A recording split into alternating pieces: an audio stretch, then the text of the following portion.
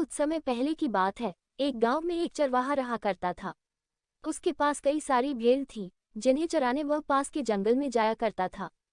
हर रोज सुबह वह भेड़ों को जंगल ले जाता और शाम तक वापस घर लौट आता। पूरा दिन भेड़ घास चरती और चरवाहा बैठा बैठा उगता रहता। इस वजह से वह हर रोज खुद का मनोरंजन करने के नए नए तरीके ढूंढता रहता था। एक दिन उसे एक नई शरारत सूझी।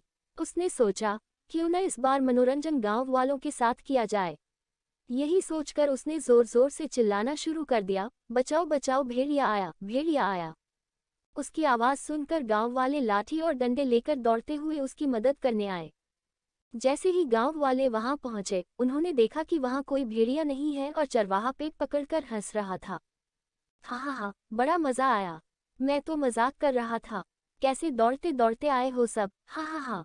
उसकी ये बातें सुनकर गांव वालों का चेहरा गुस्से से लाल पीला होने लगा।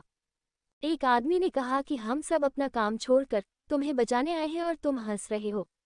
ऐसा कहकर सभी लोग वापस अपने अपने काम की ओर लौट गए। कुछ दिन बीतने के बाद गांव वालों ने फिर से चरवाहे की आवाज सुनी, बचाओ बचाओ, भेड़िया आया, बचाओ। ये सुनते ही वो फिर से चरवाहे की मदद करने के लिए दौड़ पड़े। दौड़ते आवाज गांव वाले वहां पहुंचे तो क्या देखते हैं? वो देखते हैं कि चरवाहा अपनी भेड़ों के साथ आराम से खड़ा है और गांव वालों की तरफ देखकर जोर जोर से हंस रहा है। इस बार गांव वालों को और गुस्सा आया। उन सभी ने चरवाहे को खूब खरी खोटी सुनाई, लेकिन चरवाहे को अक्ल न आई। उसने फिर 2-3 बार ऐसा ही किया और मजाक में चिल्लाते हुए गांव वालों को इकट्ठा कर लिया। अब गांव वालों ने चरवाहे की बात पर भरोसा करना बंद कर दिया था। एक दिन गांव वाले अपने खेतों में काम कर रहे थे और उन्हें फिर से चरवाहे के चिल्लाने की आवाज आई, बचाओ बचाओ, भेड़िया आया, बचाओ। लेकिन इस बार किसी ने भी उसकी बात पर गौर नहीं किया।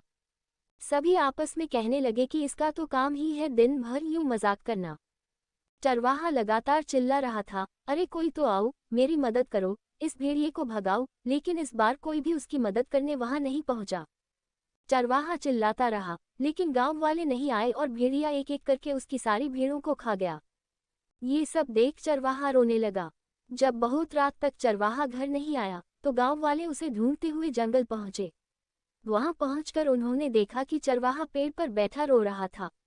गांव वालों ने किसी तरह चरवाहे को पेड़ से उतारा। उस दिन चरवाहे की जान तो बच गई, लेकिन उसकी प्यारी भेड़ें भेड़िए का शिकार बन चुकी थीं।